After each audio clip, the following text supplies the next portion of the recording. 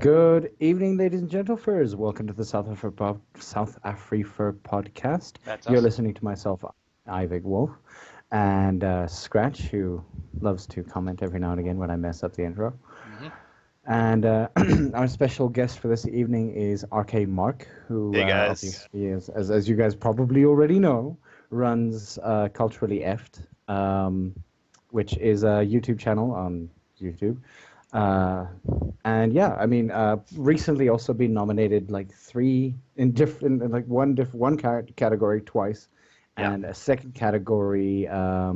This is on the what? With your Ursa Major Awards.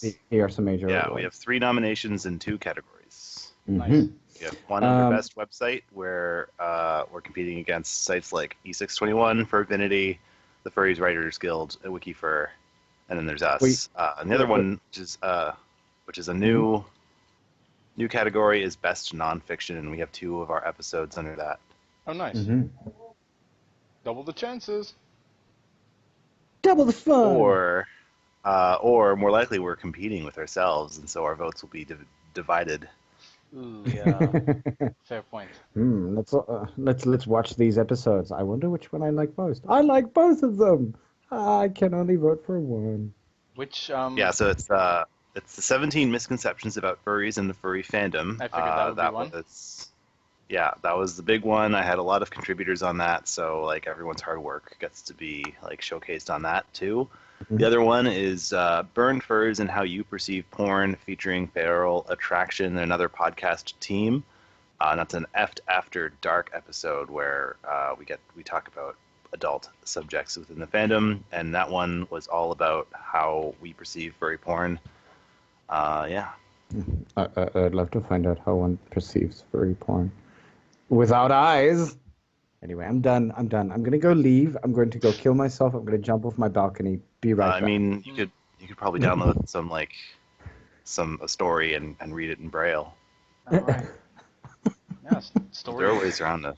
Yeah, there are many ways. Yeah. The issue that I would have is that how does one visualize that? Because I would assume one would need to have had to be able to visualize. No, no? that's the age-old question of how do blind people perceive the word red. How do you describe it to a blind person? It's the age-old. You know that question. feeling that you get when it's really, really hot? Yeah. Yeah. Well, Yeah, again, that's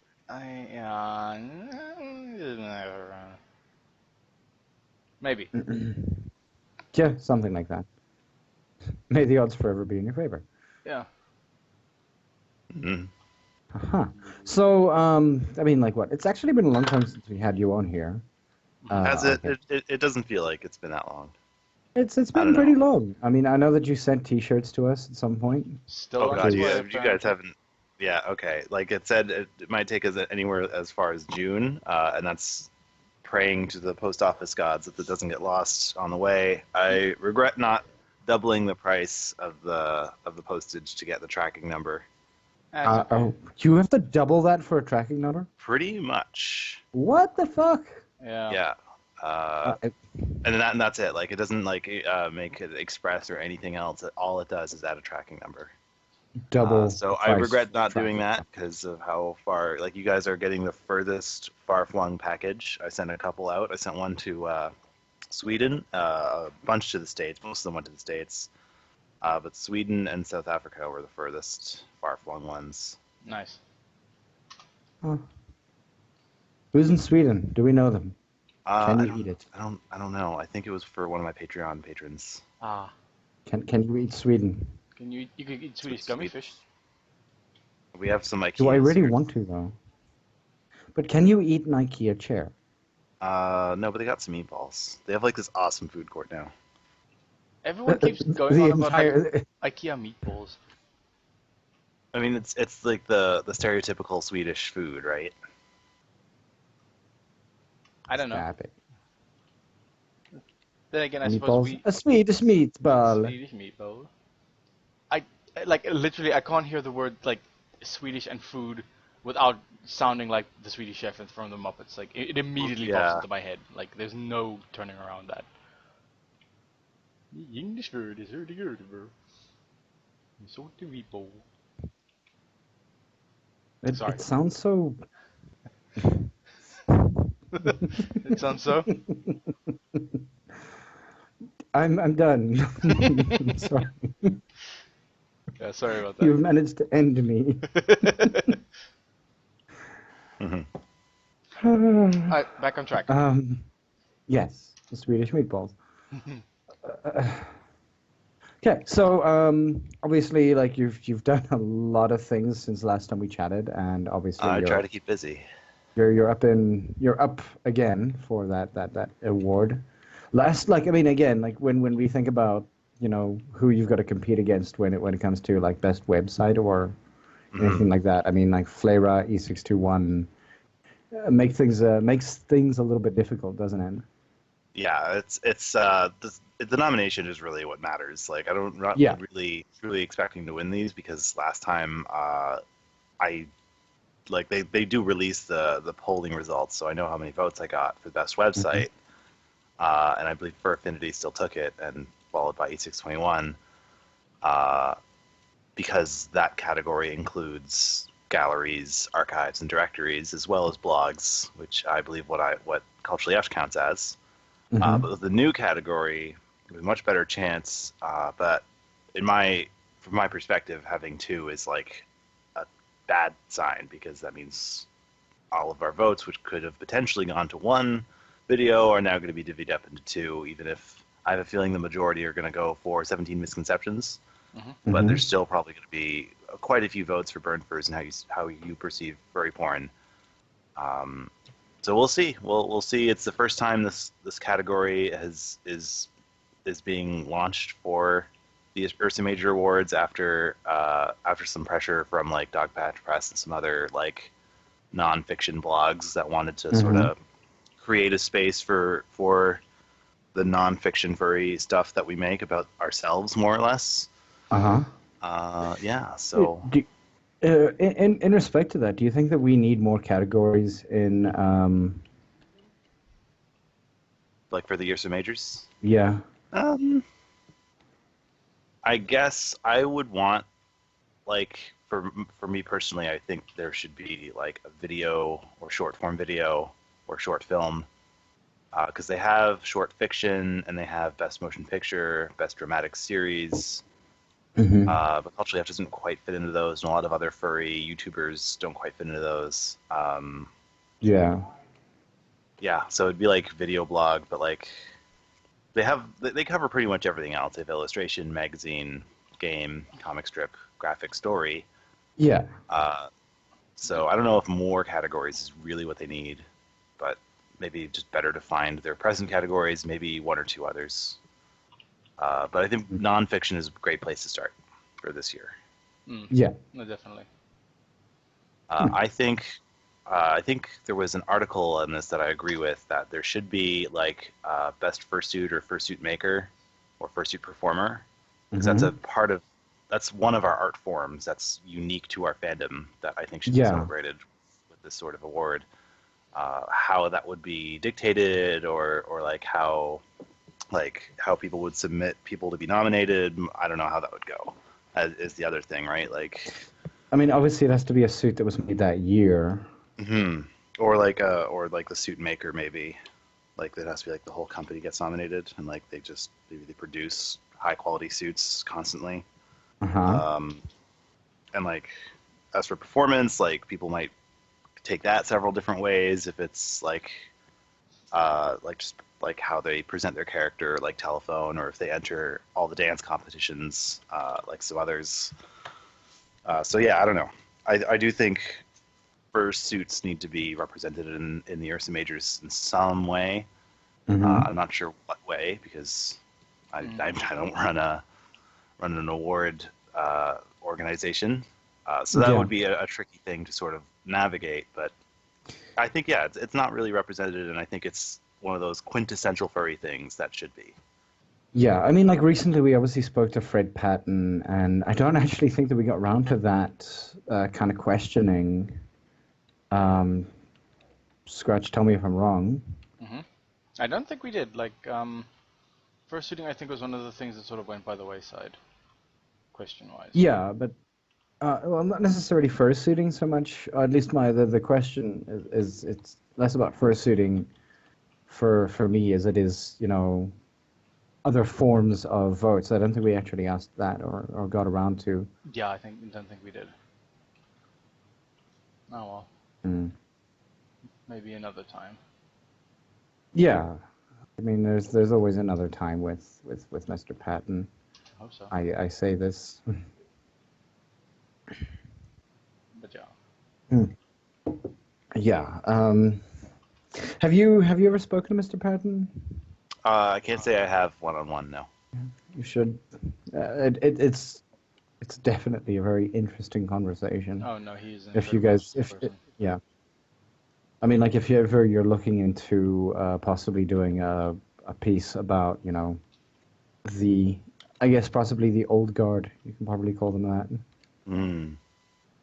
Or just anything sort of sci-fi related, because he's like essentially like a sci-fi and furry historian, all wrapped up into one.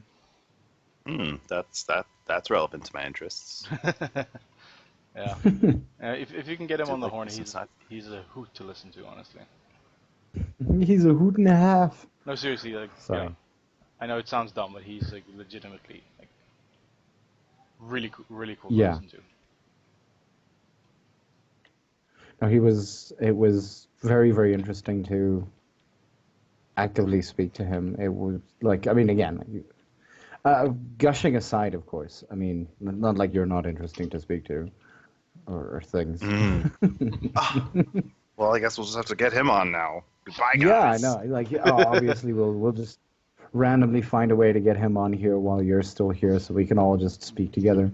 So, projects that you're considering working on recently? Anything that you're? Oh, goodness. Yeah. We got some new projects coming up. Yeah. They're still like in development stages. We aren't really promoting them yet. I showed a sneak preview of one at Vernal Equinox this past month. We are working on fursuiting a history, a multi-part miniseries dedicated solely to costumes and performance. It's a surprisingly deep and robust history of dressing up like animals, so that's why it's going to be this like 6, 7, maybe more episodes on just fursuiting a history. So we're pretty excited about that. In the shorter term, in the next few weeks, in fact, we are going to do something special for our 50th episode. So I'm thinking of doing a live cast for that. Instead of like a traditional episode, I might get some special guests to come over to the studio, and just have an hour of hanging out and just some antics maybe with Rusty. I haven't quite worked that out yet, but we are planning to do something of that sort for episode 50. Speaking of the number 5, we've also just passed 5,000 subscribers, which is nice. Awesome milestone. Congrats. So we're halfway there to our goal of 10K to use the YouTube studio. Oh yeah, right. That's when they do allow that. Yeah, that'll be awesome. I have such big plans for that. I hope they're still like around and kicking, because I know YouTube has had some controversies recently.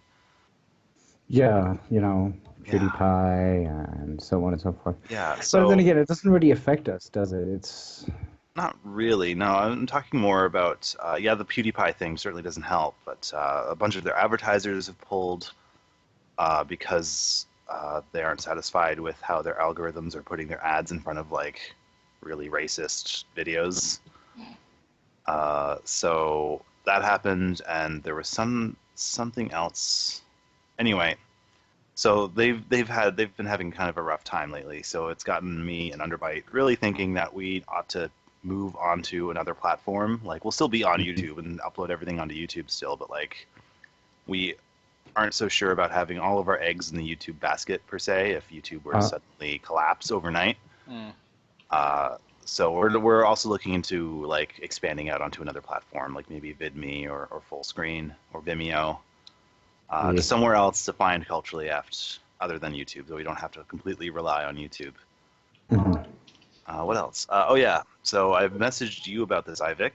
Yeah, no, you did. Also in preliminary planning stages for a new multi-part miniseries of interviews.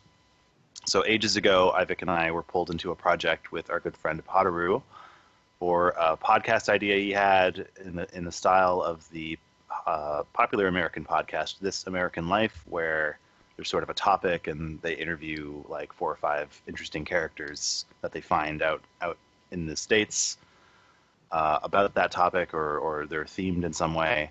So Potter had that idea, but for furries, it'd be Furry Tales, I think he called it. So me and Ivik and like a dozen other people, we are all trying to take part of this project before Potteroo found himself suddenly employed in a new job, and so he had to just sort of drop the project, and then everyone And like sort of super fizzled busy away. as well. Yeah, everyone sort of fizzled out, and I got started with Culturally After full steam. And we started with yeah. south-afrifur. Yeah, exactly. Yeah, so we Yeah. all moved on to some other projects and stuff. But in preparation for Potteroo's podcast, we all recorded interviews with each other to sort of like warm up our interview speak sort of thing. So I have about God 7 damn of it. these audio files. I've set about 7 of these audio files of everyone interviewing each other about how they found the fandom and what about their persona. And it's just this interesting like map of all of these different people and how they found themselves into furry. But because the project was shelved, that audio didn't do anything. So I'm going to try and do something with that audio. My plan is to cut it down to like the best 10 minutes from each one, and animate it in the same style with the keyframe animations that we've been doing with the Feral Attraction videos, like the one that's nominated for Nurse and Major. Like it's all keyframe animation. So it'll be a lot of work on Underbite. That's something that we're waiting for everyone's permission to use, since it was kind of originally Potteroo's project.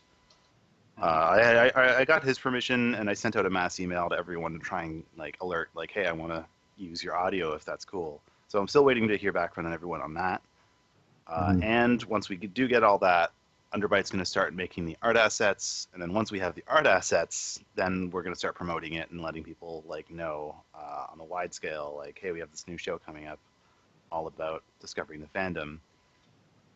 And the way it's laid out is fun too, in that one, like, person A interviewed person B, and then person B interviewed person C interviewed person D, etc. So it's this nice daisy chain and of like this extended conversation between these 10 people.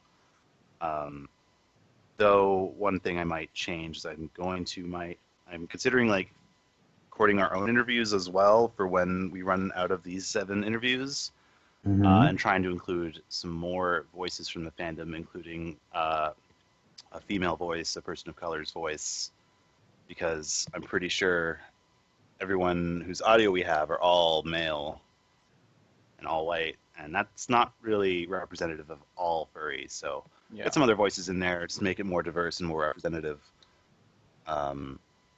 Yeah, so that's the 2 projects we got coming up for Culturally Effed, besides our regular episodes, our regular Effed updates, and sporadic Effed After Dark episodes. Okay. That's cool. All right. Yeah. Glad you guys sort of found reuse, at least for like the audio. I mean, since everyone sort of recorded it already, I mean, it's not something that you can just have sit there.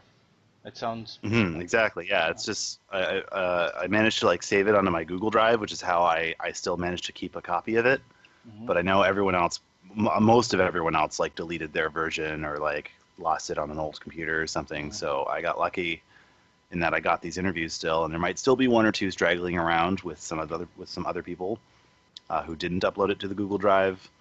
But we'll see. We'll see how it comes out. Probably won't be hearing about it again until like late summer, like early fall maybe. That's roughly also when we're gonna start promoting the Fursuiting History series, which is still in script writing stage. So like when we have more scripts ready, that's when we're gonna like film it all and and get all that going. Like let people know about it, and we have an awesome like teaser trailer already lined up, but I won't spoil anything about that. I mean, it's a teaser trailer. You can tease. Like the bird you are. Yeah. Sorry, carry on. That's it. Okay. Well, definitely looking forward to that. Yeah. Yeah, we're super excited for First Eating History. Got some awesome scripts coming up for that. Real fascinating stuff. Any So excited. any any hints for who might be in there? Any special guests? We don't have any guests lined up yet. No. Okay. I wouldn't mind like going out into the field, as it were, to talk to perhaps like a theater troupe or some tribal leaders, stuff like that. It would be more what I'd be looking for. Or I might, I don't know. It's because it's still early in the early planning stages. There's nothing like really planned or solidified. Okay. Mm-hmm. It's still pretty far out. Okay, sweet. Yeah. Well, again, looking forward to that. Sounds really cool. Yeah, no deaths. Yeah. In the meantime, you can still expect regular episodes of Culturally Apt about all sorts of other stuff. And this week we are doing an episode on Redwall. Due to popular demand, because I mentioned it once in an episode, and the comment section erupted with demanding a Redwall episode. So that script is just about done. We're probably going to film that tomorrow. And Guardians of the Galaxy comes out at the beginning of May, so we're going to do an episode for that as well to piggyback on some of their trending hashtags. Trending hashtags on Guardians of the Galaxy. Yeah, I mean these companies definitely promote and market and pay YouTube to favor videos about their topic, right? So working on a script for Guardians of the Galaxy, get some more non-furry eyeballs on the channel maybe. That's short term. I'm not sure what we're going to do after that. I should probably get that going. Well, I mean, that's very exciting so far. I mean, you've got a whole bunch of content coming up soon, and yeah, it's a lot of planning. Is what people don't realize is this stuff really has to take place weeks before we even get to film it. So you just got to plan it all really carefully and get all the scripts written, which can be very time consuming and sometimes take multiple people on board to all edit and share their views or write. I guess one thing that has me sort of struggling is a lack of volunteer writers for the recent episodes. It takes a lot off my plate if someone's like, hey, I want to write an episode about X, Y, and Z, and then they do, and then, oh my god, I have a free script out of nowhere that we can film. And those usually end up being our more popular episodes. Okay. Our top 10 viewed episodes are almost all by guest writers. So what does that? What does that say about you? I guess I'm just a terrible writer. Or you're just Canadian. You're just too polite. Yeah, I'm just too darned polite. Oh, I'm sorry for swearing. Darn no. Yeah.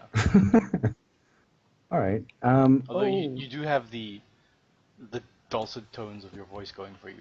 You definitely got that going. Mm-hmm. Yeah, Is dulcet a good adjective? I don't know. I've heard that before. Dulcet? Let me double check that. Where is Uncle Google? Yeah, you're gonna have to look that up. I'm not sure. Yeah. Sweet and soothing. Often used ironically. Well, Oh, good. Alright. You're an ironic version of yourself. That's all we can ever hope for. Being caricatures of our own human selves. Yeah, I mean, that's not kind of what a persona is. Yeah, fair point. Fair point. Well, Bringing it full circle. Well done.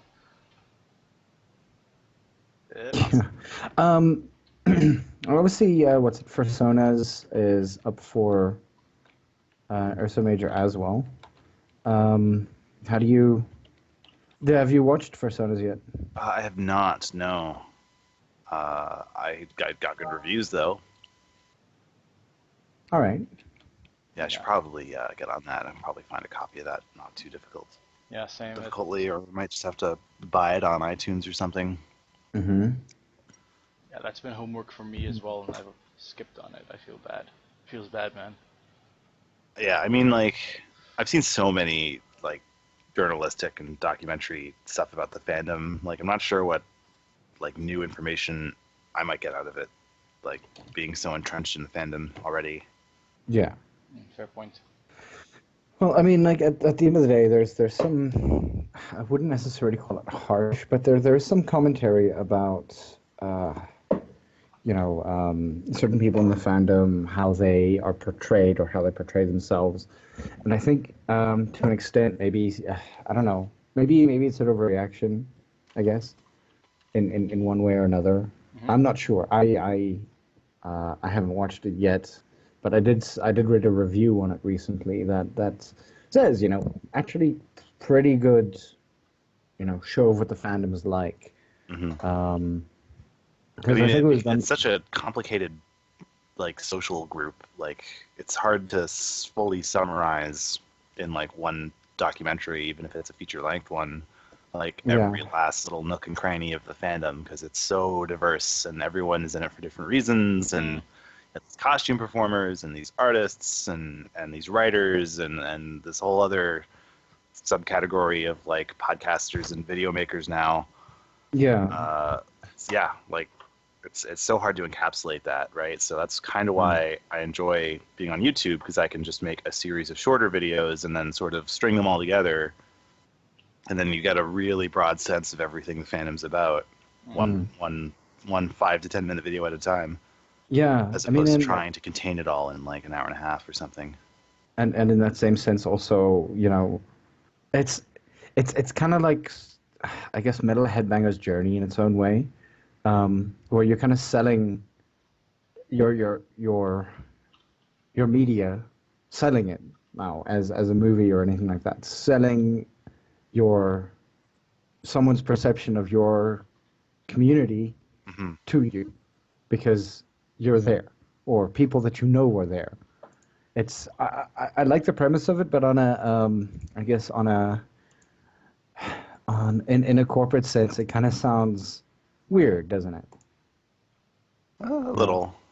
I'm selling your fandom to you. I'm selling other people's opinions of your fandom to you. It's a bit like firstploitation. Please don't use that word. That's a thing. Sure, yeah, that was the title of our episode with Furries in the Media, Abergwine. You guys ever have her on the show? Don't think so. Say that word again. Furries in the Media. It's a YouTube channel featuring Abergwine. She's this. I think she's a coyote. She usually does it in a fursuit, and what she does is reviews. Instances where the like news outlets or TV shows have furries, and she gives it a score based on like, did they actually get their facts right, and was it malicious in any way? And she's just started up season 2 of her show. Yeah, so she's pretty great too. She's fun. She's a delight to chat with too. So you should definitely get her on the show. I can I'll hook you up with her contact info after. That would be awesome. Y'all can hook us up, man. Oh yeah. Yeah, I've actually I started a furry YouTuber Slack group actually to try and connect more furry YouTubers together to get them to collaborate more and help each other out. Oh, sweet. Yeah. So if you know anyone who has like a decent subscriber base, they're getting some views, they're making some okay videos, send them my way, and I can add them to a Slack group with other YouTubers on. I guess you could probably add us to the Slack group, but I don't necessarily know how often. I don't know why. Like everybody was all over Slack about a year and a half ago. Yeah. And then it just died. In fact, that's probably the reason, or at least some form of the reason as to why I didn't necessarily contribute more to Potteroo's thing, is because I was also not on Slack when he was putting that together. Yeah, and I mean, I got onto Slack and I was just like, it's just another chat program. Yeah, exactly. But this one's like. From what I really understand beautiful work. it's a godsend for conventions, because apparently it makes running a convention pretty nice and smooth because everyone's on the same platform, and it's yeah, like that. I know people who use it for like big organization purposes, and they really like it. Mhm. Yeah, I mean, That's we why, you know we yeah. use it internally in the company because I mean, essentially, all our projects are divided up into different channels, and people keep swapping in and out. And there's no like, it at least sort of keeps what one group is doing out of the hair of the other group. So Yeah, exactly. You can Yeah. keep it sort of more segregated. Mm. I'll be back in 2 Segregated. seconds. Yeah, back in 2 Oh, seconds. Sorry. oh. Yeah, sorry. I just Unacceptable. quickly need to deal with it. So it's just us. We should talk about him behind his back. Yeah, no, Scratch, man. Jeez. Oh man, What that a- guy. He's so what- blue. Or is it more purple? It's blue. It's blue. But I Okay. mean, like the thing is that recently he's been trying to be a bear, Oh, and like the thing is that he kind of kept to his own like persona. like a persona bear, or like the Yeah, jolly, persona. like the friendly gay persona bear bear. who lives down the street. Okay. But then again, I mean, like at the end of the day, like he's quintessentially a bear in that case as well. Like Oh. big ass beard. He used to have like this long ass curly hair. It was just like it looked like such a mission to like do anything with it. You know, I mean, like combing Yeah. seemed like a problem. I mean, then he had to also comb his beard because it was so damn long. But then, of course, he also cut his hair and you know, donated it to. Something. Yeah, he donated it to you know, cancer survivors and things like that. Like Cool. it's actually pretty cool. I'm also considering cutting my hair. Apparently, I wear bedhead very well, but then again, I can't wear bedhead at work, especially not with the length of hair that I have right now. So yeah, I mean, like I don't know, like he's too blue for anybody at this point. Hmm. Um, So something must be done. yeah, no, I mean, blue's such a terrible color. I'm back. I wear it okay. every day. We weren't talking about anything. Mm-mm. We just sat here silently waiting for you to come back. Blue is apparently the Yeah, internet's we- favorite color. What the fuck? Mhm. How is that even a thing? What? Dude, how many sites do you know that have blue logos? Yeah, it makes sense. Our Facebook, logo has Tumblr, blue in Twitter. it. Like the three It's enormous... because it's such a neutral color. It is. Stop being neutral. Well, we see blue every day in the Choose sky. a side. Also, there was that one game Sky, theory... choose a side. What? Yeah, Yeah? there's color theory to like why like people think that different colors have different effects on people's psychology. Mm-hmm. So like blue is like sort of supposed to be for like long-term planning and introspection, and red is supposed to be like impulsive and more quick. Mm-hmm. I'm going to blame Star Wars. Sure. Yeah, whatever.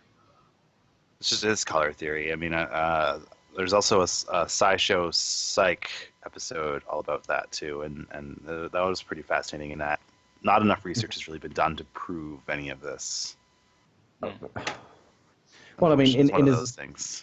in as much as you know, so there was a random argument on one of the groups that I'm on Telegram that started off with somebody actually saying, you know, because it's unnatural or something along the lines of that. What's it? Blue fur. Being gay is no, not that. Being gay is a mental disorder. I was kind of sitting there going like, you should check out the DSV at some point. What is this? The because- 50s? Yeah, exactly. Oddly enough, though, the DSV only changed its stance on homosexuality in the 70s, if I'm not mistaken. Hold on. Google DSV. What is It is a DSV DSV, again? right?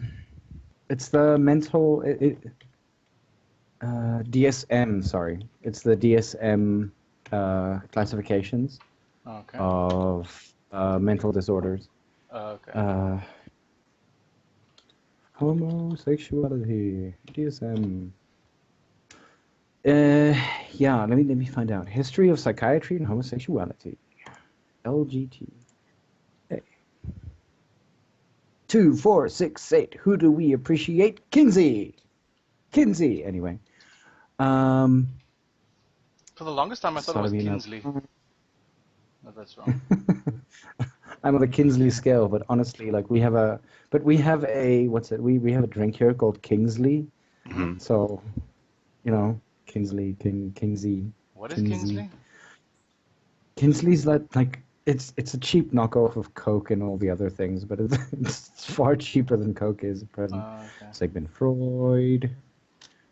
There's apparently like I think every South African province has like it seems like a different version of like knockoff sodas.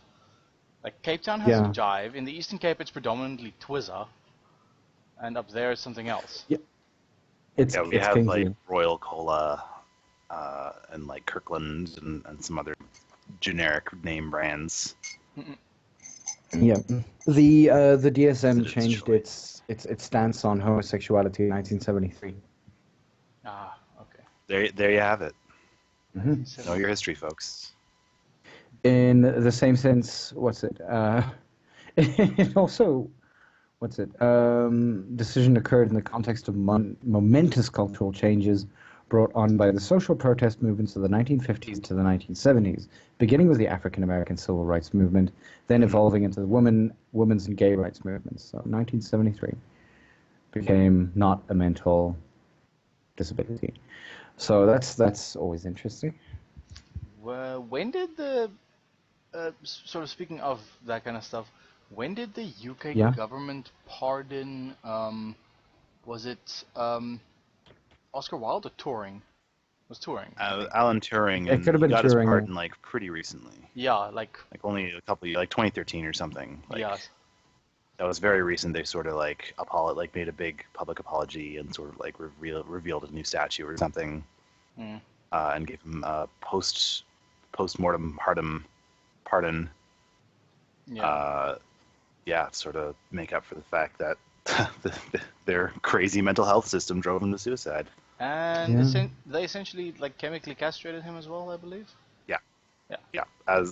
So basically, as I understood off the top of my head, but without looking it up, when you were discovered to be a homosexual back then, you could either go to jail or go through hormone therapy and get like essentially chemically castrated. And so Alan Turing didn't want to stop working on his computers, so he opted for therapy, which really fucked him up. Yeah. Well, I mean, in 1952, he was convicted of gross indecency. Yeah, that's the charges for having googly eyes for some sexy students. Catch-all legal term used to prosecute any consenting sexual acts between two men. Yeah.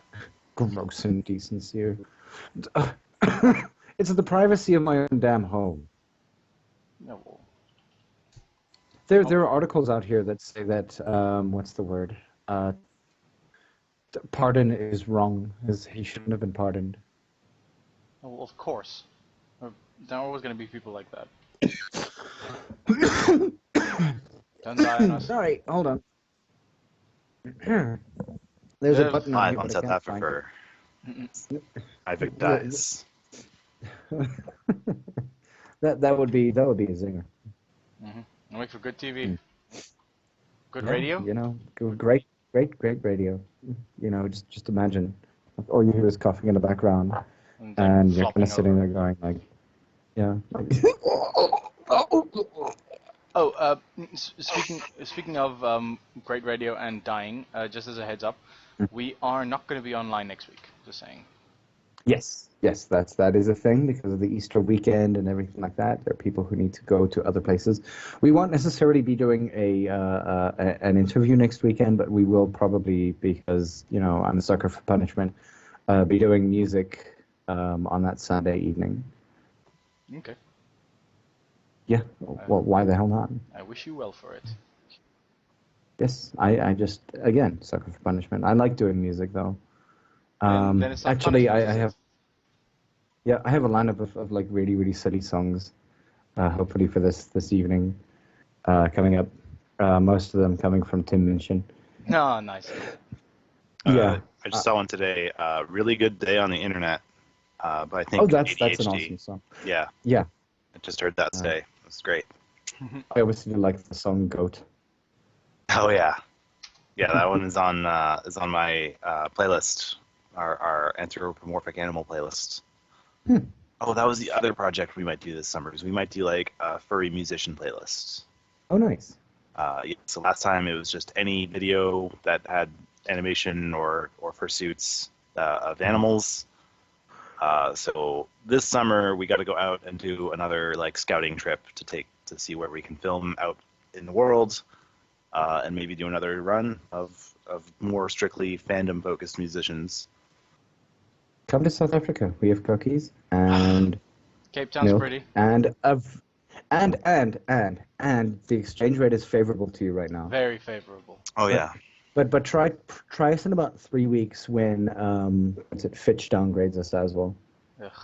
Or is it standard? No. It's Standard and Poor's. It's Moody's is left. Moody's left. I love the fact. I just want to put this out there. The ratings agencies, aside from Fitch, are all based around like strange sort of things that could happen in a country that would affect the like outcome. You've got Standard, so in other words, you got your Standard, and then the Poor's are below them, and then you got Moody's, which kind of bases itself on like that yearly country mood range. Like what, the consumer confidence index or something like that? Yeah, no, not the consumer confidence one, because that would be too obvious. Like, the one about like how happy is your country? Oh, the Gini coefficient. No, that's Yeah. that's equity, I think, not equality. Gini coefficient. Yeah, Something like that. the one that just bases itself on feeling. Like, Yeah. Yeah. More than a feeling. More than a feeling. Yeah, so I was just thinking, like, when the mood goes down in your country, like Moody's downgrades you, like, you're not happy anymore. You've got 2 years to recover, bitch. Ugh. Yeah. Yeah, it's gonna be a rough time for our country. It's gonna be a rough decade. Yeah. Now Shipping until anything 2027. Shipping anything from overseas is gonna it's gonna be horrifyingly expensive. Mm-hmm. Ooh, but yeah. So I mean, that aside, I think we're doing all right. We were doing all right. We were doing a lot better than I think any of us actually ever thought would ever happen. I was surprised. First, I was afraid. I was petrified. Yeah, but now Canada usually scores pretty high on those, so I enjoy living in my socialist paradise. You're socialist. Weed will be legal in a year. We have the sexiest prime minister we've ever had. Seriously, look at the pictures. They're all just boring white guys. And then we got Justin Trudeau, who's also like who also sort of just showed Trump how to properly shake hands and not yank people's arms out of their sockets. Yeah, that was awesome. Just like, fuck you, we're doing this proper. I bet like there was a briefing from like one of Trudeau's aides, because like it was right before that. Like you saw all the social media posts about Trump's weird jerky handshake.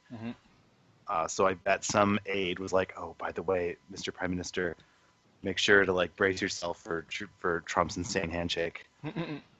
Yeah, and he's just like back straight, arm locked. This isn't going anywhere. Yeah.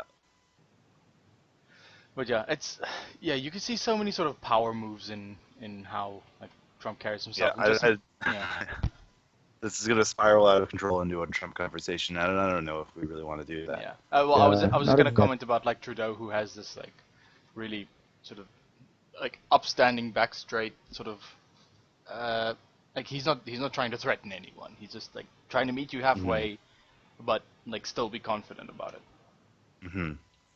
Yeah, I mean he's not without his criticisms, and no, like their government isn't perfect either. They're making plenty of mistakes like any government. Canada has a history of like, kind of like the U.S., where there's kind of two big parties that just sort of yank the whole back and forth. What, like the socialists and the socialists? Well, yeah, there's the liberals and conservatives. So like we had 10 or 14 years of conservative leadership, which kind of sucked. So it's just sort of flip-flops every decade. Like, 1 year it's red, 1 year it's blue. It's just, it's not that different from the States, but at least our government is a little more reasonable and, like, boring, as it kind of should be. Mm-hmm. Like, it's policy. It shouldn't be this reality show nonsense. I can definitely agree there. Yeah, I voted for the NDP, but that's just me. I'm sick of the this needless back and forth of this same two boring parties that don't change.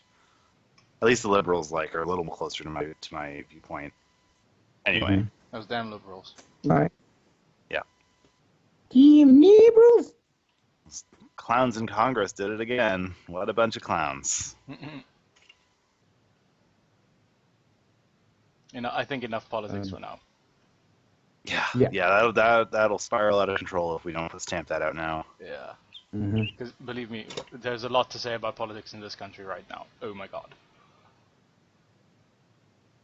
But yeah, let's not. Let us. Wow. Let's talk about fluffy animals. I just watched a movie. It's brand new, just came out. It's called Nova Seed. You should definitely look up the trailer for it. It's an independent animation, animated entirely by one person over the span of 4 years. Are you serious? I'm dead serious. Yeah, like the credits are all just his name repeated. But like, what's he hired out a company to do the coloring, but he did all the line work. The style is pretty unique. It's sort of like, I guess I can sort of compare it to Adventure Time in that it's also kind of a colorful post-apocalypse. And the protagonist is this super hot lion guy. Okay. So check it out, Nova Seed. It's 2 words. Check out the trailers, clips of it on YouTube. It won fistfuls of awards in the festival circuits. And yeah, I watched it. It blew my mind. It's the kind of thing where it's kind of short. It's only about an hour, but when you watch it, it feels like a 2-hour full movie because of just how much information it gives your brain. Like, the animation is so beautiful. The colors are super rich. And yeah, sexy lion man. Relevant to my interests. Absolutely, Sexy yeah. lion So man? I went to the artist's website and just purchased the special edition sort of download. So that's it's sort of like Persona's documentary, where to watch it you kind of just have to buy it off of iTunes because it's independent enough not to really be pirated, or it's not quite on streaming services yet. So niche enough. Yeah, but I'd say it was worth my money to get it and rewatch it. And I just got an MP4 of it, so I can share it with my friends too. Oh, nice. Yeah, check it out. Nova Seed. Look it up on YouTube. It'll blow your mind, and you'll want to watch it immediately. Okay. Really, really sick animation. Awesome work. Sweet. We'll definitely give it a check. Yeah. All right. So, obviously you went to a convention. Maybe you want to talk a little bit about that more? Yeah. We went to Vernal Equinox. That's our local con. It was their first year downtown. Previously, all the previous years, they're out to the airport, which is it's like an hour and a half trek on a bus. It's awful. It's out in the middle of nowhere, hard to get to for locals. But the hotels are cheap out there, which is why they were hosting it. So this year they moved it downtown, right on the harbor front, right only a couple blocks from the CN Tower itself, in the Metro Center. And funny enough, there was the actual Comic-Con sci-fi convention happening the same weekend down the street. Nice. So even just watching the fursuiters wasn't that far-fetched because you were watching cosplayers walking in the opposite direction. It was really beautiful weather too. And for the first time ever, I experienced day 0 of a con where I had some friends come in. They got a hotel room on the Thursday night before the con even started or opened. So the party started early. Nice. Yeah, we ran a couple panels for Culturally Effed. So I was super busy. The whole weekend was such a blur. But it was super productive. I got everything I wanted to do done. I partied just the way I wanted to party. And after everything was done, I got to sleep in my own bed. I didn't need to get a hotel room because it's downtown. I just took the bus home, or like an Uber was $10. It was nothing. Way cheaper than getting a room. Way more comfortable. Like being at a con and like getting to eat your own breakfast and drink your own coffee without having to like groggily drag your feet out to the nearest coffee shop and like get like their breakfast menu right before it closes. Like it was awesome. Probably one of the best cons I've gone to. It was such a blast. That's awesome. Two short segues. Yeah, and sorry, go ahead. You finish every story first. I will remember my yeah, stories. Well, lots of people pulled aside Rusty, and like I got the first experience of like people recognizing me from YouTube, pulling me aside for some selfies. Like it was really fun. Yay! Really neat new experience of having strangers like, hey, you're from that YouTube show. That's really cool. Recognition. Yeah, super cool. And I got a photo with Majira Strawberry, which we tweeted about. Nice. Awesome. Yeah, that guy is like 7 feet tall. He's massive. Damn, son. Like Rusty's tall enough with his rabbit ears, but like Majira, like he peers over those, like it's crazy. Damn. Son. First, it must have been expensive, like all that fur. Mm-hmm. If he's that big, like 7 feet, it's just like an extra, like what, like $30 plus with the fur. Yeah. Oh, yeah, actually. Yeah. Two quick segues. Got a whole extra meter. Yeah. Damn. Yeah, what's up? Two quick segues. One. Speaking of coffee, Cape Town has really good coffee. Another reason to come visit. Like we're spoiled for choice with coffee. Makes sense. Literally, my office. If in a 1 kilometer radius, I can, off the top of my head, no, not even one, like 500-meter radius, I can name 10 coffee shops. Each with at least serving 5 different blends of coffee from local micro roasteries. Nice. Cape Town's big like that. Or big on their coffee like that. 2, regarding cons. Ivek, Nothing wrong. Yes. Shall we share our new information? That sounds like an idea. Yeah. Since people are listening, I Okay. hope. So, regarding our south-afrifur convention, we have moved the venue. Unfortunately, something has come up with the University of the Free State. They have unknowingly scheduled building maintenance for the time that we were supposed to be there, but we have acquired that's kind of shitty. But we have acquired a new venue, actually quite a bit closer to Joburg.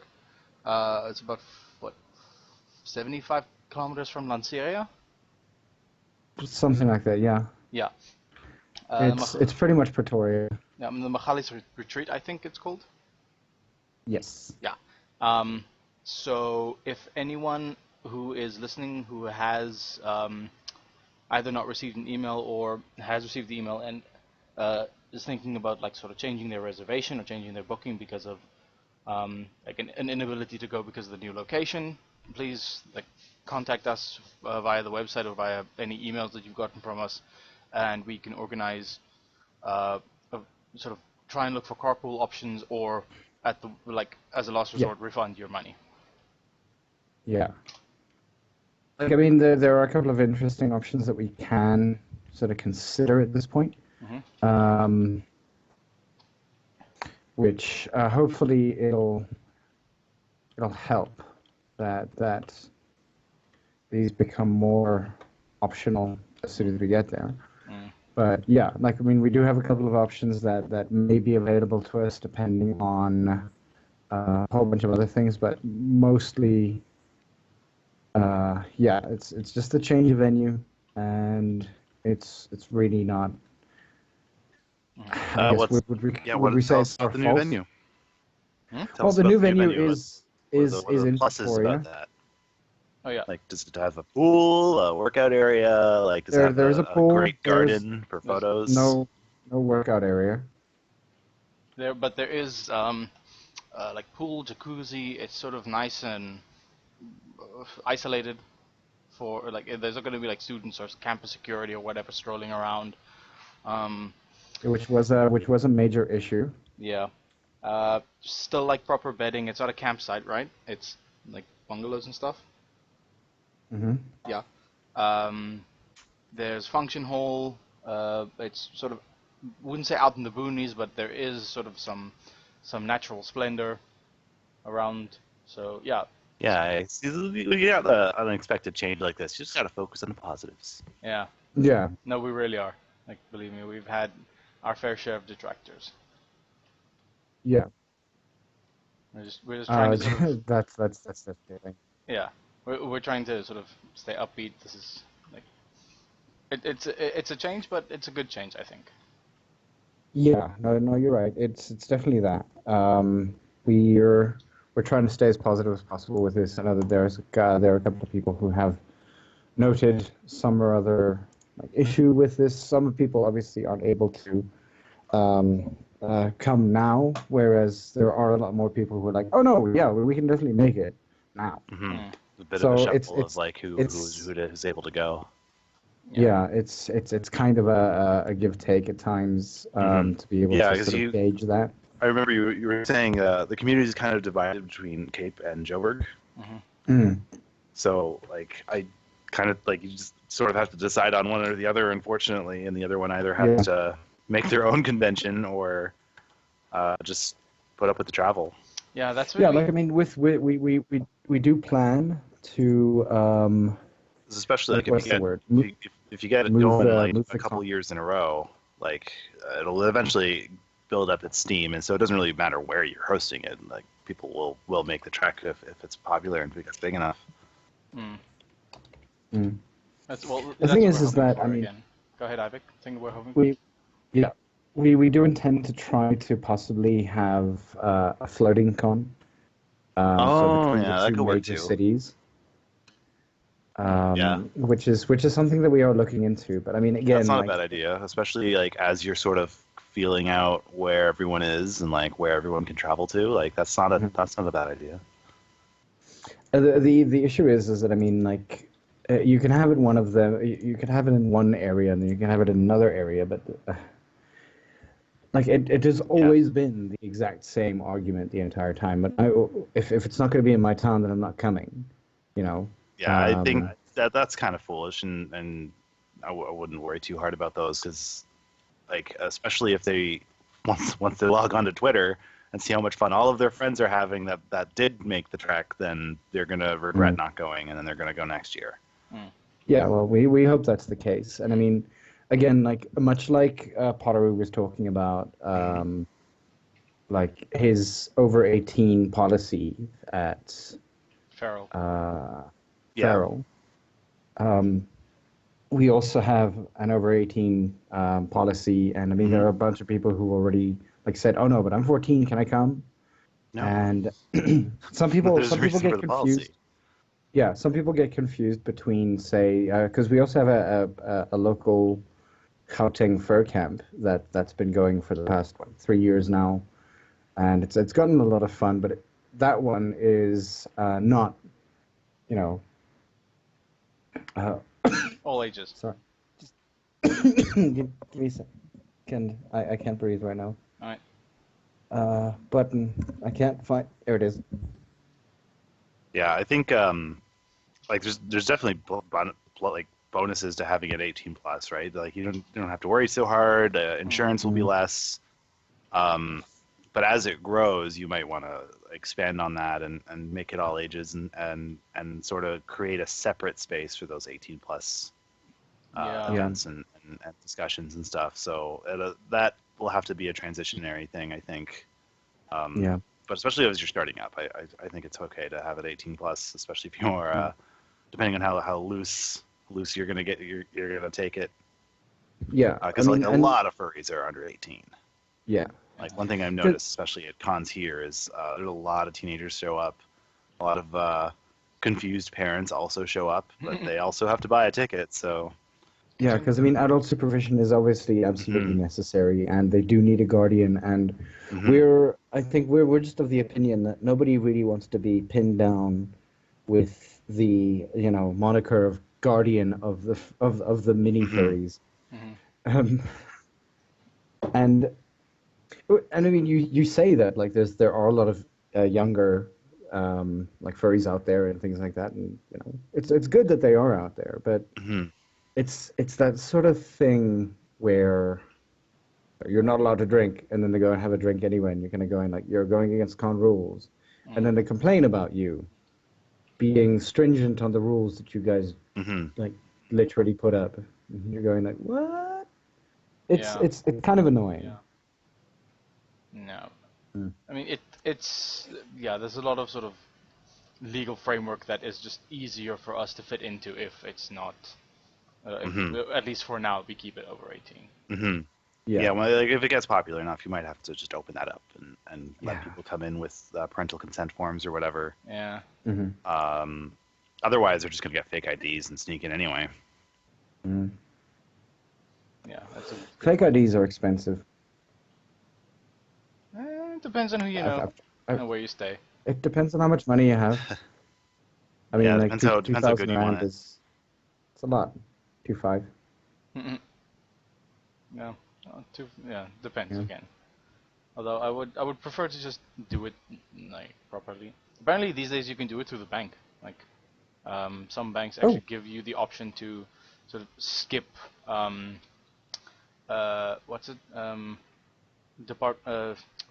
Department of Home Affairs. Home Affairs, yeah, and get IDs and passports through the bank, I think. Yeah, I'm pretty sure they know more. I intend to get. Yeah, I'm pretty sure they know more about you than the country does, anyway.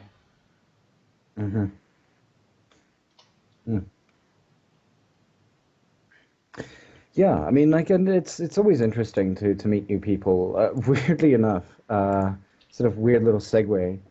One of the students, I'm on like a whole bunch of WhatsApp groups with my students because, it's just easier to get information to them and things like that. And obviously my WhatsApp phone number doesn't change, my picture doesn't change, I'm the same person. As one student pipes up at one point, like in the class, and she's like, "Sir, are you a furry?" And I'm like, yeah, I am. And she's like, "Holy shit! I've been looking for a person like you for years. Like all of my friends don't want to accept this like weird part of me, and like blah blah blah." And I'm like, "Yeah, no, cool. We got a website. We got this. We got these things. Join up if you want to. Join up. Do what you do. Like send her all this kind of stuff." This is the second year. The second year that I've been working there. Out of the now almost 3 years that I've been working there, that a student had shown interest and just said, like, I've been a furry for a while, but I haven't been, active because, my friends don't accept me for what I am. And there were like 3 other friends of hers that were all like, very interested. So, I mean, I sent her a couple of links after work, and she's one of the newer furries on the one forum that we have. That's so cool. It's kind of it's kind of cool, but it's also you're a student of mine now. Please, if you want to have if you want to book a meeting with me, don't book a meeting with me to talk about furries. Yeah. Wait for the barbecue. Yeah. And she was talking about her persona, and like she wanted to figure out how to choose it. I was kind of sitting there, and she was like, what kind of color is this and that? Yeah. Go ahead. Yeah. No. I had a friend from high school reach out when I was really promoting Culturally Effed, and she was like, "Yeah, like I'm really interested in furries, and like I don't know, where do I get started?" And I wasn't really sure how to answer. I'm like, I don't know, you just jump in, like, find a group, come to some events, and find some people you like hanging out with, and then just keep hanging out with them. Try not to drown. Yeah. So I actually saw her at Vernal Equinox. She went with her boyfriend. It was her first furry con ever, and she just went for the one day, and it was pretty fun.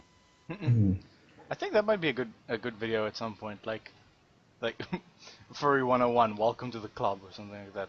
Yeah. Welcome to how to get into furry. Yeah. Welcome to Don't this, drink the Kool-Aid. welcome to this weird thing that we're into. Yeah. Yeah.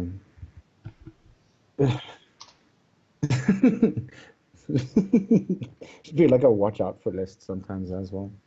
Ugh, everyone has one of those somewhere. Do not do these things, Yeah. please. Yeah, I would like because there's so many. I try to avoid kind of doing those videos because like a lot of other YouTubers and just general bloggers will have like the fursuit safety tips or like finding your first furry event sort of videos. So I try to Yeah. keep it more like analyzing books and TV shows and stuff. Yeah. And that's kind of what we've been doing most of the time, I think, as well. Like, you know, these are guys that we like. Hey, you know, let's have them on the podcast for Mhm. an hour and a You half. guys never said you liked me. Aw. Well, you You've keep been coming on here back like for some 5 reason. times. We keep having you back for some reason. So, For some reason. yeah, Yeah, I would assume that it would be because we like talking to you. maybe. Maybe. I don't know. That's your opinion. I thought you were trying to steal my credit information. Oh, that too. Well, your credit card information and probably your other guests. Yeah. Any guesses we can Mhm. squeeze out of you. Also, speaking of stealing stuff and like social the IDs and stuff like that, I just realized about how flawed the social security number system is in the US. Like that CGP Grey episode that Yeah. popped out recently. Yeah. It's scary. Well, Well, it's a good thing no one here lives there. Yeah. fair enough. Yeah, nobody on this call lives there at this point. Yeah. Scratch, an interesting thing. Yes. Apparently, if you write your name into Google search, Yes. there's like some sort of thing that's been going on recently. Like last week, I heard about it on 702. Mhm. They were mentioning that like if you type your name in there and you look for your ID number, Mhm. your ID number just pops up online. Oh wow. Full ID number. Yeah. Why? Why? Goodness knows why. That's scary. Look, not that it's going to do anything. Not that anybody can sign for you. Not that anybody can, anything. Just that your ID number is randomly online. Damn son. That's creepy. Damn, yeah. One of the more interesting things about our ID numbers is that there was a number that literally that indicates your color or your race and your and your sexuality Sexuality or gender? or sex, your I'd sex, say. your gender. Yeah. I my words. It's been a long weekend. Oh, it's almost a long weekend. Yeah. No, next week. Friday, Saturday, Sunday, Monday. Celebrating zombie Jesus. Yeah, nothing better than that. You say I'm celebrating, totally I say piggybacking off of a public holiday. Yeah, something like that. Sounds like fun though. Riding zombie Jesus. Oh God. I'm gonna go wash my brain for like a couple of seconds. Just give me some time. Okay. What else? No. What haven't we covered yet? I feel like we've like Apparently- run the gamut of like politics and cons and everything. I was at Howl last night. You Yeah. mentioned. We talked about this briefly before we started the cast, and I was Yeah. like, I'm going to stop talking about this. Oh, talk right, about right, it during right, the yeah. cast. Yeah. So yeah, Howl, the monthly furry dance party here in Toronto. That's where actually I met Underbite, before we got started on Culturally Effed. Yeah, Howl. It's a thing. It happens. I don't particularly like the new venue, so I haven't been going in the past few months, but they've been doing really well with their attendance. They broke attendance record, I think, last month or the month before. Like almost, I think it was they broke 100 for sure. I think they got like 120 Nice. for this rave night essentially. Yeah, like a bunch of them are fursuiters too, and it's right by Chinatown here in Toronto. So there's lots of like bars and stuff around, and late at night especially, like people are like, whoa, what's going on? Is there a furry con or something? Like just seeing the public interact with the fursuits is fun enough if you just hang out up front. Anyway, so there was a reporter from Vice there. Yeah. She's friends with the bartender, apparently. Allison something. I'm just going to look that up real quick. Mm-hmm. Vice, Allison.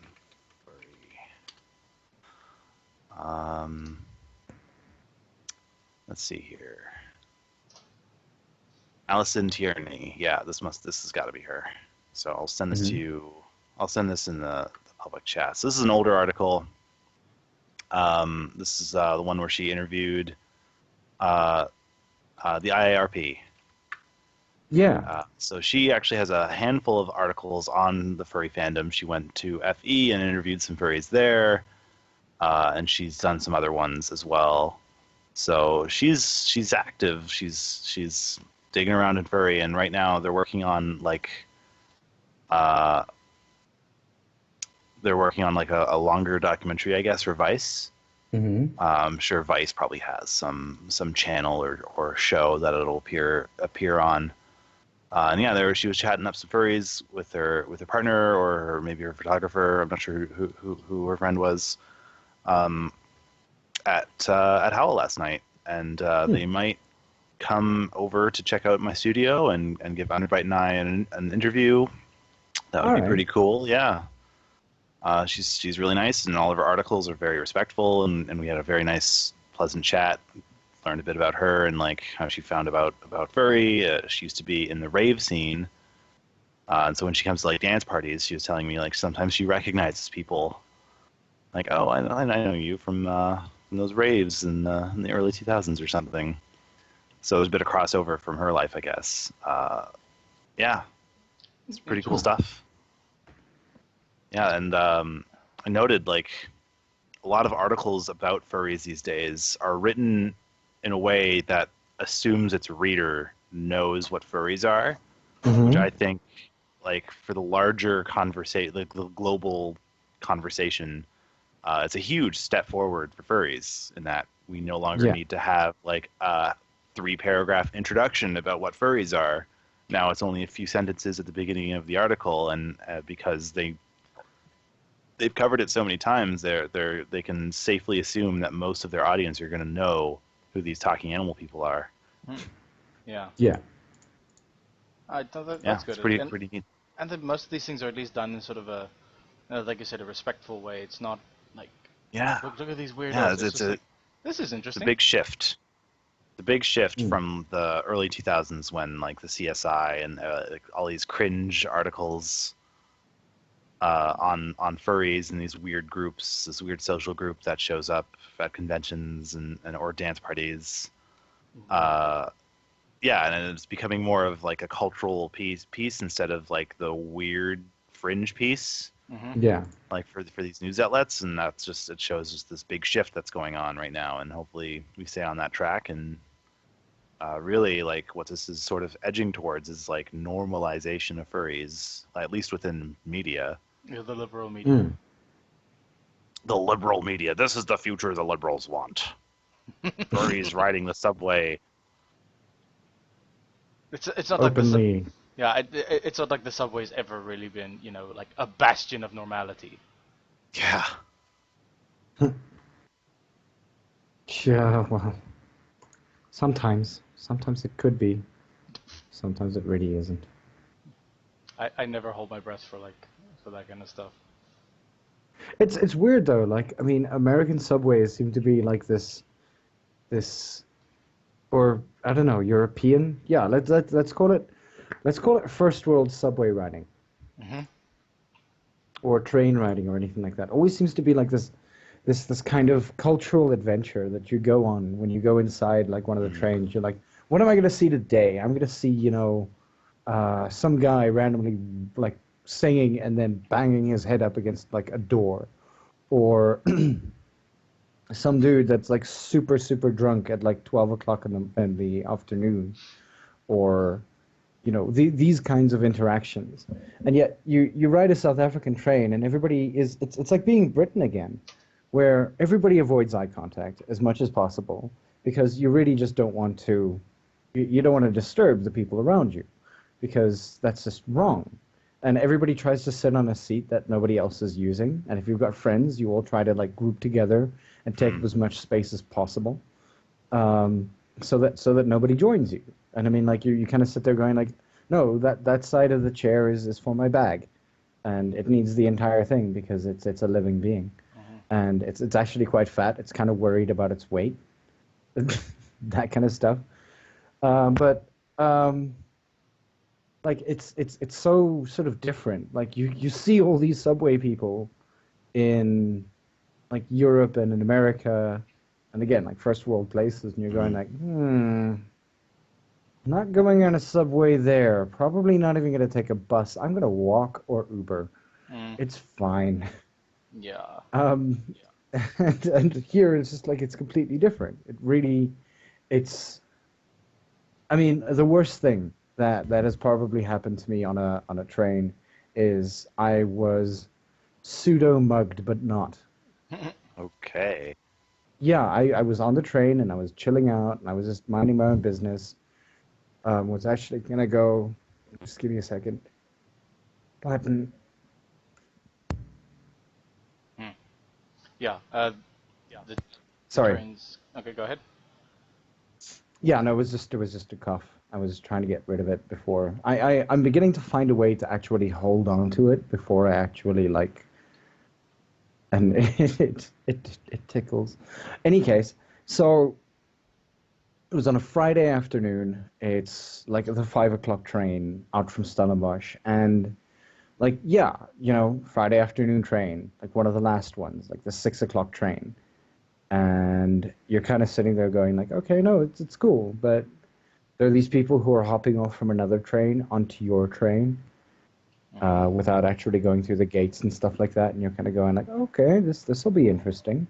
So it's these 6 guys, and they all came onto the train, and they were beating people up in the normal section of the train, and I was sitting on the other section of the train because I think it's a bit safer. Plus the seats are damn ass comfy, and so at one point they were all coming up to me. Now I'm technically going out on a date. I'm on a train to go to a date with somebody in Belleville, and so I'm dressed up, and I'm minding my own business. And then one of these guys like comes up to the front here. He like looks at me, and I'm obviously at this point slightly frightened. And he just puts his hand onto my shoulder, and he's like, "Don't worry, you'll be fine." And I literally sat there going like, "I'm not fine. I'm gonna get off at the next stop," and because everybody was doing it, like the stop before the stop that I was gonna get off at, or at least where I was thinking that I should get off at, everybody just sort of ran off the train. And I was talking to 2 other guys like in the next seat going like, should we probably leave? And they're like, yeah, no, maybe you should just take a taxi to where you need to go to from the next station. And then they jumped off luckily at the next station. But I mean, I was kind of sitting there going like, yeah, there is nothing more scary than somebody telling you by putting their hand on your shoulder and going, you're going to be fine. Don't worry. And he obviously has like, a jail tattoo and probably a knife in his hand. And he looks really, really sketchy. I'm going to sit there going like, it's okay. It's not like I've not been mugged before. Scratch knows that story. Yep, I was there. But yeah, you were definitely there. We were both there. It was also on the way to a train station. Yep. That's why I'm avoiding the train like the plague these days. Not to mention the fact that it's late. Oh fuck! It's late like 3 times a week. Yeah, but I mean, it's because the amount of train-related suicides, though. That's I swear it's gone up recently. I've had my rant about this. I think it's the single most sort of. It really is. Well, okay. I was on a train that happened, by the way. Ugh. Like we were on the train that hit the person. Ugh, shit. And we were there for, I think, 2 hours. And then, funnily enough, we were close enough to Stellenbosch that the Stellenbosch University sent out a taxi or like a little minibus to pick up Stellenbosch students. And literally all you needed to do was show your student card, and they're like, yeah, no, hop on. Oh, that's I was nice like, as oh my god, I didn't realize that our university was this cool. well. Yeah. But yeah, so free ride back Yeah. to Stellenbosch. So But yeah, you were saying, yeah. about people jumping in front of trains, it's like apart from, you know, everyone that you're leaving behind in the act of committing suicide, right? Your last action on Earth is to inconvenience hundreds, possibly thousands of people by Yeah. chucking yourself in front of a form of public transport, causing shutdowns and delays. That is the yeah. that's the biggest dick thing you can do with the last seconds of your life. I'm sorry. Like short of essentially like exploding a virus into like a train station or something, like some T-virus bullshit. Like that's the single like most selfish thing you can do with the last little bits of your life. I just find it dumb. Like I have limited sympathy with people like that. Like suicide isn't funny, but I mean, yeah, it's goddamn it, dude. Mhm. That's all I'm gonna say. I'm just gonna leave it there. Yeah. So what we were also saying is that, you know, I don't know what the hell is wrong with you people and your trains most of the time. It's really, really strange to me. What what happens there. At least you guys have the Gautrain, we- which is really nice. Yeah, no, Gautrain's awesome. But then again, like the public transport train is the scariest thing that I've ever seen in my entire life up here in Gauteng. Really, It's- worse than Cape Town. Like, okay, let me put it to you like this. Now, I used to live when I first got up here, like long time ago, like back in 2012. I used to live in Kempton Park. Yeah. Kempton Park had, or at least the place that I was staying at, was right next to one of the train stations there, and I used to like get up and start going to work and things like that, and I would see one of the trains go by that was so full that people were standing in the cars, in between the cars. There was like at least 5 or 6 people standing between the cars of this moving train, like literally just standing there without like any single fear of their own existence. It's harrowing. And I know that one of my colleagues actually used to also take the train all the way from Kempton Park to Pretoria. Mm-hmm. And weirdly enough, he only got mugged once. It's just that he got mugged for his freaking laptop, Ugh. and it was a work laptop. Yeah, that's a big mugging. Mm-hmm. But yeah, so it's things like that like, I mean, I'll take the Gautrain, but I'll take the Gautrain when I really, really need to. Mm-hmm. Conversely, I'm never going to take public transport up here. I'll take public transport in whenever I'm down in Cape Town again. Like if I ever go there to live for the rest of my lives and things like that. I mean, yeah, the Golden Arrow is Still good. I use the Golden Arrow to get into work. Yeah. Okay. But yeah, so South Africa is an interesting place, and I don't. Yeah, anybody from outside who wants to go to South Africa right now, for holiday, anything like that, your money goes like 300 times further Mm-hmm.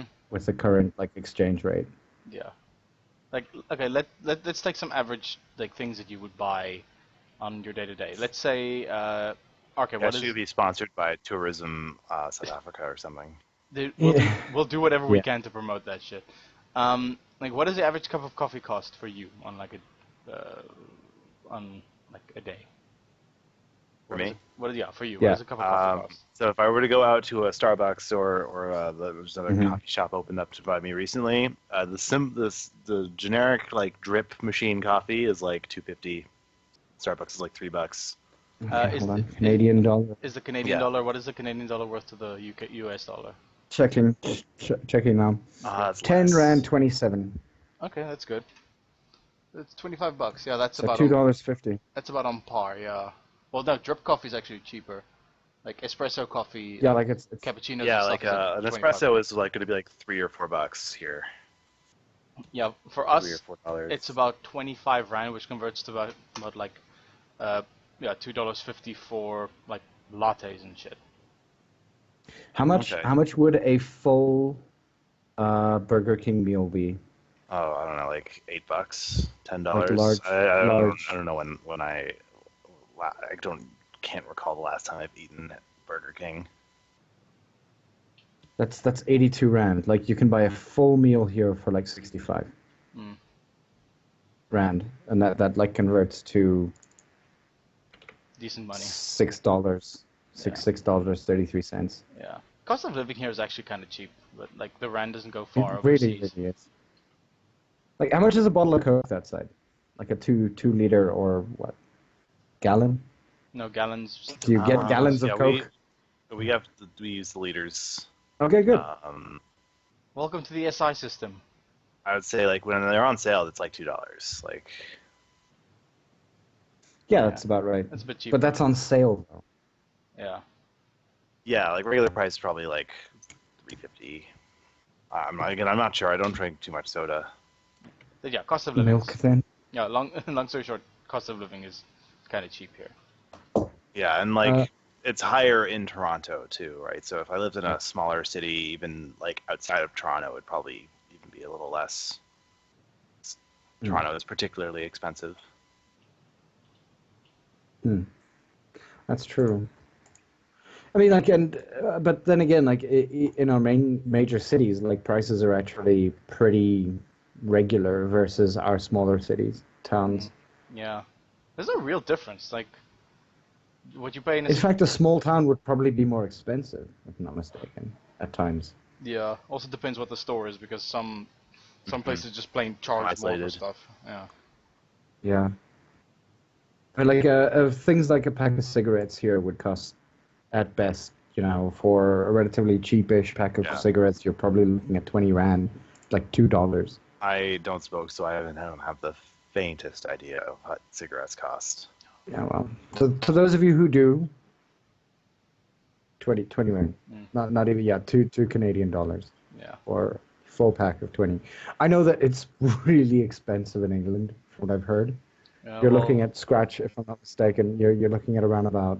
Yeah, and unlike England's an island too, right? So a lot is imported, which I don't think a lot of Britons realized that when they opted into Brexit.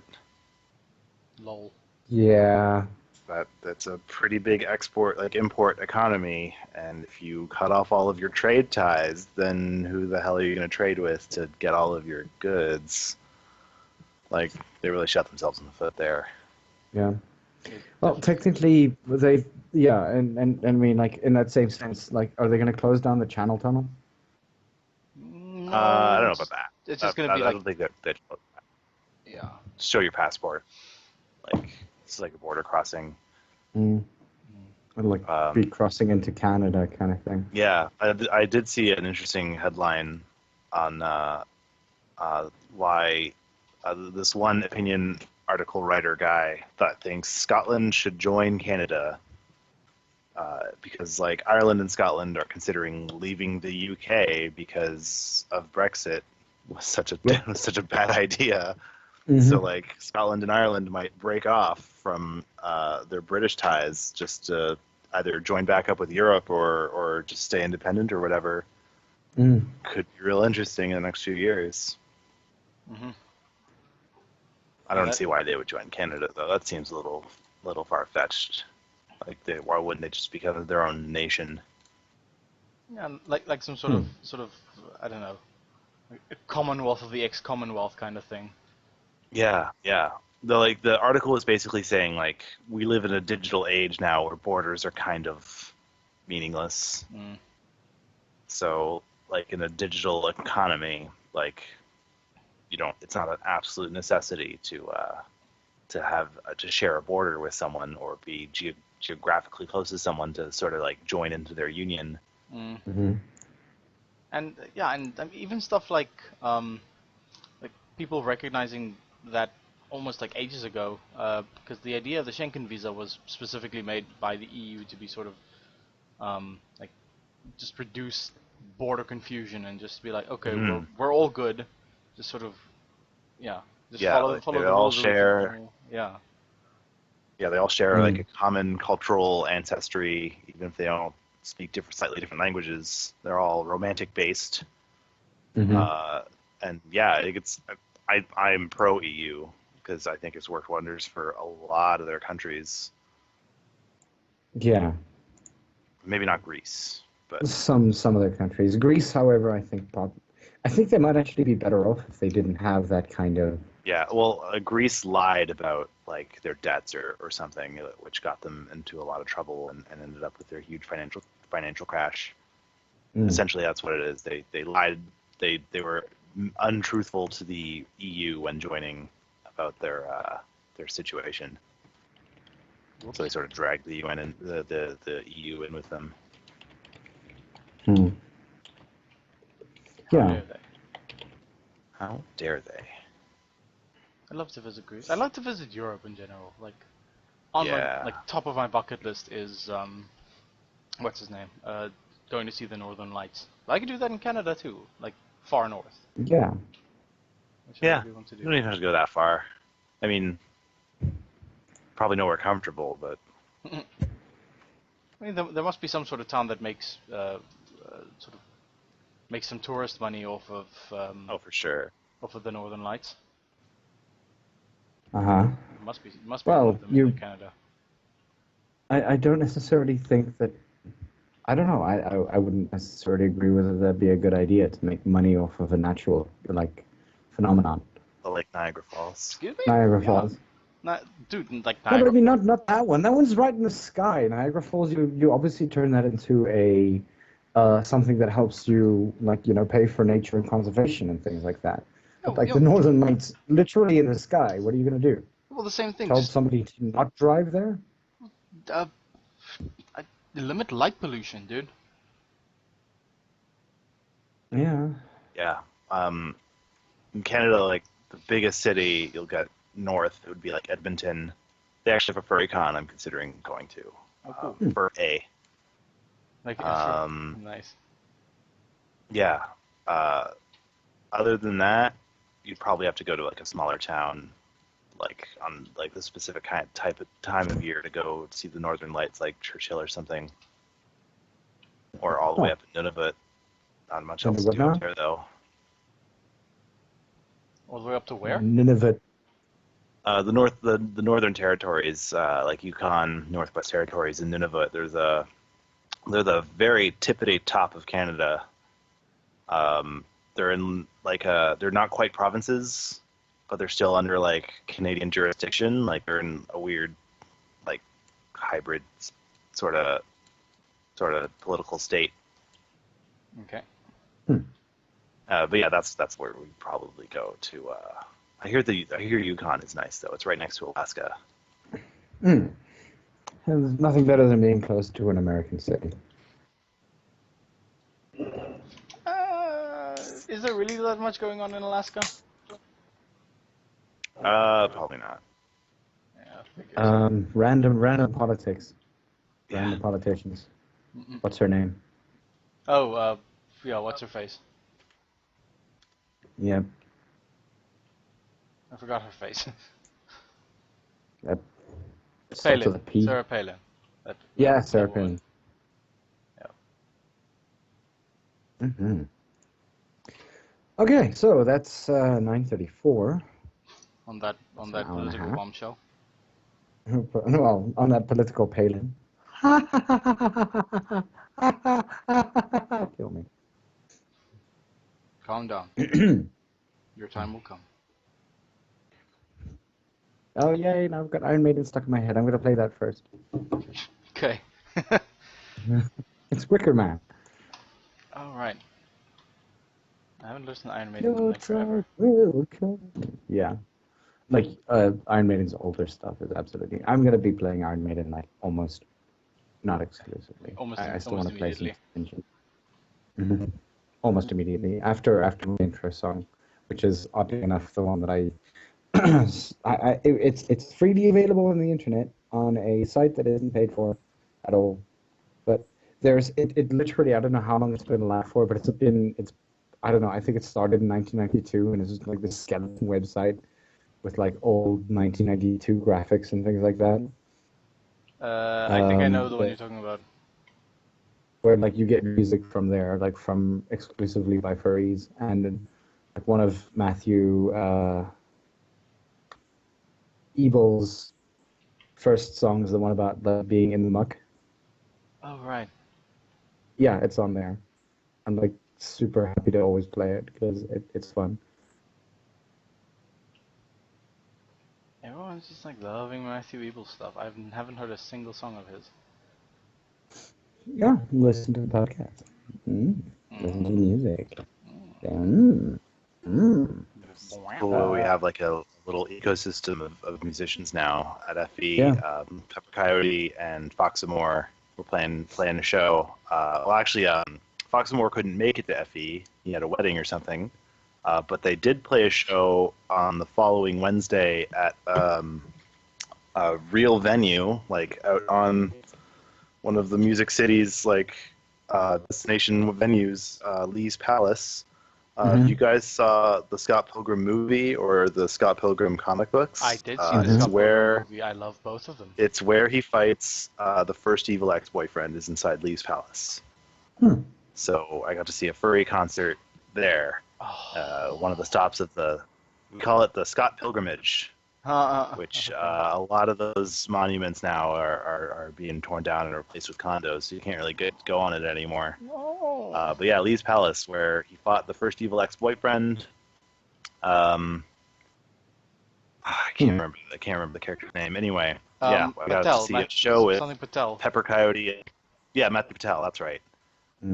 I got to see Foxmore and Pepper Coyote and my friend's band Zephyr, all furry, play a pretty freaking awesome show in like a normal people venue.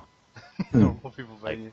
A famous it's not a con or it's not like a hotel or like this weird like underground venue like Howells hosted in. It's Lee's Palace. Like so many awesome bands have played there. And it's like playing at what's it? Goodness, now I can't think about it. The Odeon in England, the Hammersmith. Oh yeah, Hammersmith, yeah. Yeah. Or what was the name of the club in the movie? Like it wasn't Lee's Palace. It was called something else, wasn't it? In the movie, in the comics. No. Oh, it was probably just called Lee's. No. But the artist went like location scouting all over Toronto, and like a lot of the things are just like taken from photographs or drawings of the venue. Though since filming Scott Pilgrim, Lee's Palace renovated and the balcony is no longer there. Oh. Yeah, likewise, Honest Ed's is this big crazy department store that Scott fights the third evil ex-boyfriend in briefly. The bass player. Yeah. That is now shut down and is going to be converted into condos soon. Ah, damn. Yeah. Another fun fact, I live literally a block away from Scott Pilgrim's house. Wow. that little like tiny ass. Yeah, the tiny ass apartment where he shares a bed with his gay roommate. Scott, yeah. No, that's Scott. William. Yeah, I can. Wallace. I can walk past it. In a 5-minute walk from my house. I live in the same neighborhood. Oh. Yeah, you know what you should possibly do? A furry version of Scott Pilgrim. I'd be so down. Scott versus the world. God, Lee's Palace was Lee's Palace. Same thing. Okay. Yeah. Oh, I'm thinking of the video game. In the video game, it's just called Lee's. Yeah, no, in the video game, it's called Leo's Place. For presumably legal reasons. Weird, but it must be like trademark or something. The video game was nice though. I love the art style. Yeah, it was a lot of fun. But yeah, you can go on a Scott pilgrimage when you visit Toronto. I want to do all that. The sites. God, that's all the sites everywhere. That's like immediately slotted into my number 2 on the bucket list. Yeah. Oh my God. Scott pilgrimage in Toronto. Yeah, no, totes, dude. That sounds awesome. No, it's all in the West End too. Like it's all in my part of the city. I know. You can go visit him. I can go visit. I'm totally gonna do that. I'll bring you some. Take me with you. I will. Dude, I mean, how long have we been bitching and moaning about going to Anthrocon at some point? Since we were 16. Yes. It's been more than a I decade. still haven't gone. Well, you've been to some. I'm just on the other side of the border for me, and I still haven't gone to these big furry cons. Like it's on the list for me too, but you know, Like when the it dollar comes to isn't great. yeah, when it comes to furry like conventions that we want to go to, it starts off with Anthrocon, Yeah, then it it's goes like the to furry Camp mecca. Feral. Camp Feral is the next one. Oh yeah, that is definitely great, and like it seems expensive because it's all at once, and I guess you guys also have to worry about a plane ticket too, so that's a whole other thing. But like the price tag of Feral seems high, but they feed you, they take care of all of your meals and your sleeping quarters. Like There's no it's hotel fees. There's no travel expense. yeah, exactly. It's all of that's paid for. You just need to get there, and you need to buy your own booze. Simple enough. Besides that, like, and if you want to do workshops like making a tail, or they have a leather workshop that you have to buy into those for the supplies. But besides that, everything else is included with the fee. So it seems expensive, but it's really about the same price as any other con. Like, bottom line. That definitely sounds. Yeah, Feral is awesome. And I know MWFF, Midwest Fur Fest in Chicago, is like neck and neck with popularity with Anthrocon. So that would be like the next one to consider going to. Size, like attendance-wise as well. Yeah. Okay. Yeah. No, they're really catching up to Anthrocon for largest con in the world. Wow. Yeah. Yeah, it's getting really huge. And part of that is like somewhat political within the furry fandom. Like some people don't like how Anthrocon is being run, and like MWFF goes out of its way to make sure everyone is like included, like make sure that there's like gender neutral bathrooms sort of thing. So people consider MFF or MWFF, I'm not sure which one they're going by now, to be like more inclusive, whereas like Anthrocon is more like the old guard, like you mentioned earlier. It's a lot of older furries from the 90s who are still kicking around, running the show, and they're a little disconnected with like the youth and like these younger furries coming in. I mean, the other one is like obviously want to go to the one in California, which would be that's my number 3. Oh yeah, that's like as much as Pittsburgh has Anthrocon, which is the biggest con in the world for now. The two places I would go next for like pure furry population density is California and there's Germany. Yeah, tons of furries live in those two spaces in the world. So like they got the best like year-round furry stuff happening. Yeah, Europe. Like, you don't even have to go for a con. Like you'll go any month and they'll have tons of events going on. Does Eurofurence float as well, or is it a fixed thing? I don't know. I think it floats. I think Eurofurence for a long time would float between different cities around Europe, but I'm not sure. I think it might be like in Berlin, and it's a German con that's representative of all of the whole fandom. But yeah, I don't know. Germany's pretty central. Yeah, I mean, I think it used to float. I don't know if it still does. All right, I'll ask for. Yeah, I'd love to go to Germany. I'd love to get all of my videos translated to German too. If you know anyone who could help with that, that would be swell. Because there's tons of German furries who would like my content. Oh. Yeah. We might try and organize something like that. Yeah, well, if you know anyone, like, just like I have all the scripts for like the episodes. Anything like I've improvised would be different. I'd have to write something up myself, but like all it would be is like making sure that the automated translator got it all sort of right? Yeah. Like I don't know what the German word for "yiff" is. I wonder now. I'm super curious. Got my brain firing. Like, we know all of the English furry slang words, yiff and mur and OWO. What's this? what are the non-English furry slang, and if any exists? Is there any like super culturally tied stuff? Like Yeah, like cultural is there stuff? is there a furry slang in German that we don't know about because we don't speak German, but only sort of exists in like German-speaking chat rooms or something? Like, what's their equivalent of like fox noises or like, yeah, that's something to look into. Mm. Yeah, German is a very interesting language because it has like it has like we learn quite a bit of interesting German words because there's no real like proper way to describe that. I love that. Yeah, I really love learning words that don't have an English translation. yeah. So the best thing to do is just to use the original word to sort of describe that. Yeah, like Schadenfreude. Sure. Yeah, that's the go-to one that a lot of people know and are familiar with. Just the pleasure of seeing someone else fail or get hurt. Like it's great, beautiful. Yeah. I think School of Life had a video recently about a bunch of words that we don't have in English for like emotions we feel. Yeah. Like the That's what I'm thinking about melancholiness of.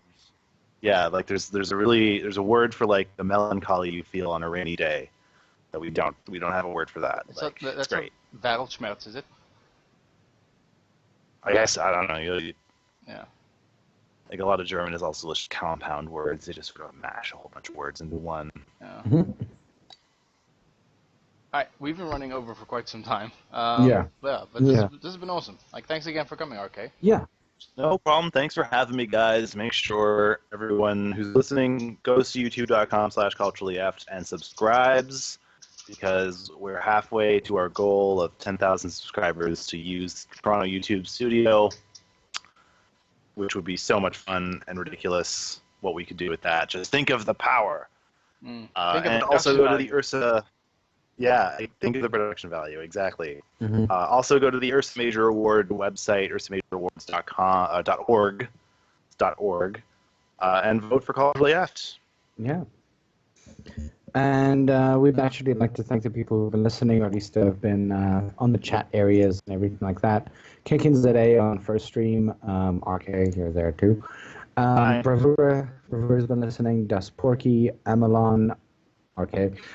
The Old Wolf RSA, Wolful Steel Pole, guest 181, guest 897, and Maffy. Thank you guys for listening. We really, really appreciate it. Obviously, those of you who are listening on First Stream, we're obviously going to be playing some music directly after this, or at least as soon as I get the program up and running and all that.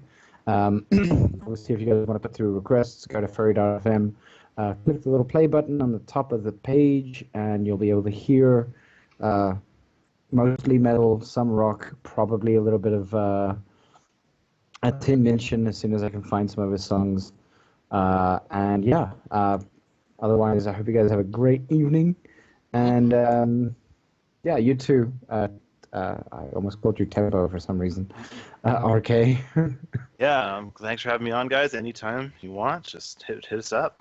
Sweet. All right. Cheers, See you guys. Bye-bye. Bye.